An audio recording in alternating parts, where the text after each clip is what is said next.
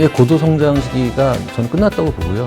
이런 상황에서 그럼 앞으로 우리 어떻게 살아야 될 것인가를 고민해야 될 때 정상 경제 그리고 정상이라는 가치, 변함이 없는 가치를 유지해야만 지속 가능한 사회, 그러니까 미래로 지속할 수 있다라고. 안녕하세요. 로컬 그라운드의 박우현입니다.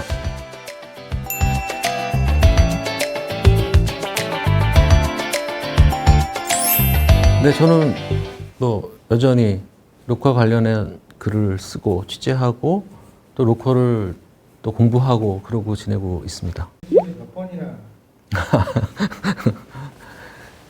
일주일에 막 몇 번씩 다니는 그런 건 아닌데 갑자기 없는 거잖아 그거. 겉으로는 일단 외견상으로는 많은 정책 지원들이 많아지면서 로컬의 변화가 있는 것처럼 보이긴 하죠. 하지만 로컬이 변했다기보다는 제 생각에는 또 하나가 이제 그 라이프 스타일이 변한 거죠. 그래서 로컬에 관심을 가질 수 있는 상황 속에서 로컬이 자기 관심 대상지로 떠올랐던 거고, 그게 제일 큰 것 같아요. 어떤 정책 지원이 많아졌다라기보다는 일단 사람들의 사고에 로컬이 눈에 띄기 시작한 거죠.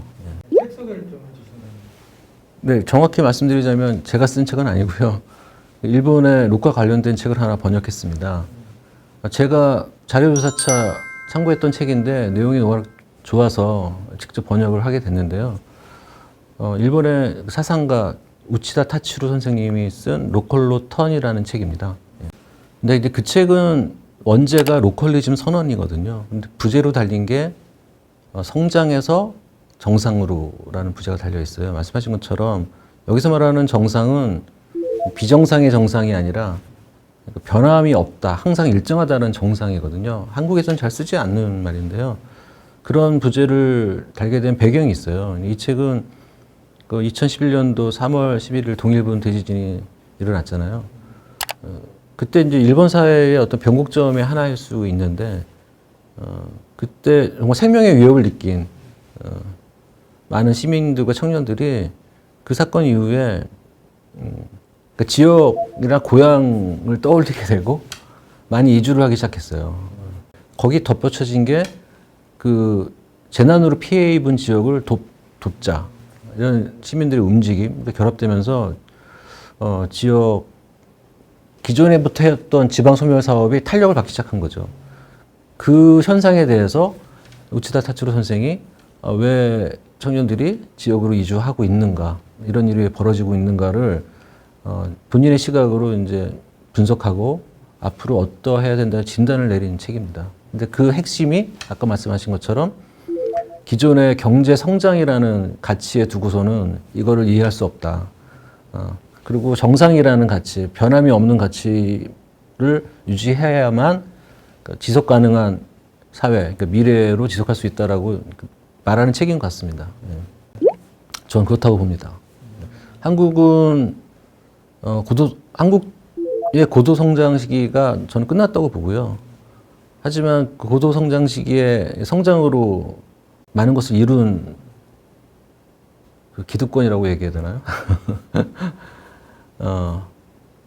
이 성장을 외치고 있죠. 성장을 여전히 외치고 있고, 실제로 성장을 하고 있습니다. 한국은 일본에 비하면 성장을 하고 있고, 지금 기존의 수출 위주, 지금도 수출 위주긴 하지만 상품이 많이 바뀌었죠. 조선이나 반도체, 배터리와 더불어서 지금 문화사업까지 수출을 하고 있고, 분위기가 한국 성장할 수 있는 분위기가 오히려 사회에 퍼져 있기 때문에 오히려 성장 신화에 우리가 더 빠질 수가 있는 함정인데요. 하지만 그렇다고 해서 우리가 과거의 고도 성장 시기로는 갈 수가 없습니다. 그나마 한국의 성장을 받쳐줬던 거는 건설업이죠. 부동산이 이제 불패 신화는 이제 좀 조정이 되어야 되지 않을까. 이런 상황에서 그럼 앞으로 우리 어떻게 살아야 될 것인가를 고민해야 될 때 이 책에서 말하는 그런 정상 경제가 뭔지는 한번 생각해 볼 필요가 있지 않나라고 생각합니다.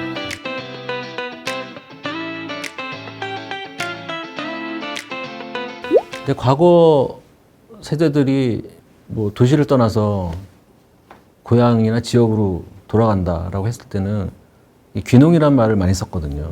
귀농 교육이란 말도 많이 썼고, 실제로 내려가서 농사를 졌죠. 거기서 말하는 귀농이라는 게 뭐 농사를 짓겠다는 것도 있지만 농사로 돌아간다는 것도 있지만 농촌으로 돌아간다는 말도 있겠죠. 그 실제로 선택할 일이 별로 없었어요. 그리고 딴 거를 해본다는 생각조차 없었고.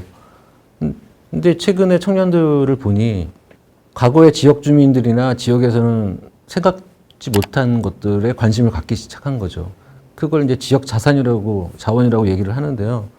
뭐 자연 환경도 자원일 수 있고, 지역의 특산물도 자원일 수 있고, 지역 고유의 문화도 자원일 수 있고, 심지어는 지역의 폐가도 자원일 수 있는 거예요. 청년들의 눈에는. 그러니까 이들의 눈으로 재발견되는 거죠. 그런 것들이. 그래서 물론 농사를 짓는 청년도 있습니다만 자기는 그런 지역의 유산이나 자산들을 자신의 시각으로 재구성해서 뭔가 새로운 도전을 해보고 싶다라는 움직임이 있고 그런 측면인 것 같아요. 해녀의 부엌은 그 중기부에서 로컬 크리에이터 양성 지원 정책을 하고 있는데요. 2020년도에 선정된 로컬 벤처죠. 로컬 스타트업이라고 할 수 있는데, 그거 해녀의 부엌을 만든 창업한 대표가 김화원 대표라는 분인데, 그분은 본인은 해녀는 아니지만 본인의 식구들, 가족들이 해녀 집안이에요. 본인은 한예종 출신이거든요. 그래서 이제 본인이 잘할 수 있는, 그래서 그 해녀의 부엌은 한마디로 극장식 레스토랑이에요. 해녀의 스토리, 제주 해녀의 스토리를 마치 연극 무대로 스토리를 만들어서 공연을 하고 직접 해녀들이 음식을 대접하는. 그리고 광부의 도시락은 태백은 내후년이 되면 완전히 석탄 광산이 문을 닫아요. 이미 마을은 과거부터 마을산을 떠나면서 쇠락해 가고 있었던 차였는데 그런 마을의 청년들이 되돌아오기 시작한 거죠. 선대와 그 지역 주민들이 이뤘던 광산이라는 그 자원이죠. 광산 유산을 새로운 시각으로 해석해서 보였는데 그 중에 대표적인 게 그 광부의 도시락이라는 건데 당시에 그 자기 아버지, 광부였던 아버지나 뭐 오빠, 뭐 삼촌이 직접 싸가지고 갔던 도시락을 모티브로 해서 재해석한 겁니다. 그러니까 병영이라는 곳, 병영이라는 지역이 한국 역사로 볼 때 되게 청년들이 시작해 볼 때는 되게 유의미했던 거예요. 당시에 그 개성상단과 병영상단이 양대 산맥이 이룰 정도로 상당히 규모가 컸다고 얘기하는데 특히 이제 병영상단은 그러니까 동아시아 태평양을 누볐던 상단이었던 거죠.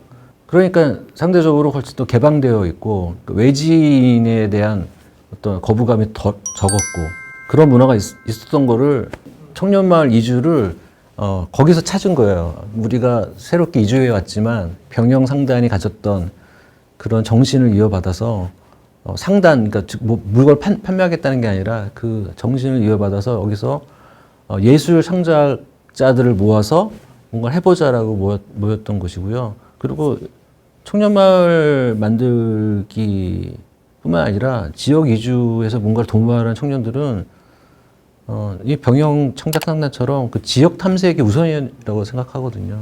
과연 이 지역이 어떤 지역인가를 알아내는 게 중요하고 할머니들의 손맛, 그러니까 음식 그 손맛을 곧 사라지게 되잖아요. 이거를 자신들이 배워서 그 손맛을 잊겠다는 식으로 시작한 거예요. 다른 청년마을도 마찬가지지만 청년과 지역 주민이 융합해야 되거든요. 화합해야 되는데 그 접점을 잘 찾은 거죠. 그래서 실제로 그 고향 출신의 청년이 유턴해서 레시피를 개발하는 거죠. 개발해서 뭐 앞으로 뭐 반찬도 만들고 도시락도 만들고 식당도 열고 뭐 계획이 있습니다. 있는데 그것도 아까 그 광부 도시락이나 해녀 부역처럼 그 지역 유산을 가지고서 만든 컨텐츠가 아닌가 싶어요. 예. 제가 뭐 전국을 다 뒤진 건 아니고요. 저는 주로 행안부 청년마을 만들기 사업에 선정된 청년마을 위주로 좀 다녀봤는데요.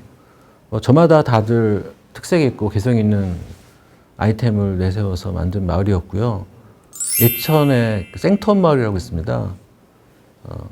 요즘 청년들이 다 지쳐 있고 많이 힘들어 하는데 그래서 청년마을 만들기 프로그램 중에는 대부분 요가나 명상 같은 프로그램이 있긴 있어요. 어느 마을 가도.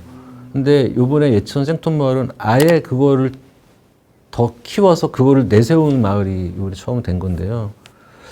저는 되게 궁금했거든요. 과연 그 힐링을 내세워서 청년마을을 어떻게 연결시킬 것인가가 궁금했는데, 그러니까 자연 환경이 너무 좋고 또 계곡이 또 있어서 개울이 뭐 어딜 가나 다 명상 스폿이 될 수 있다는 생각을 바로 이해가 되더라고요. 그래서 이들이 그 명상 프로그램을 준비된 거를 하기도 하지만 참여한 청년들과 직접 명상 프로그램을 만들기도 하거든요.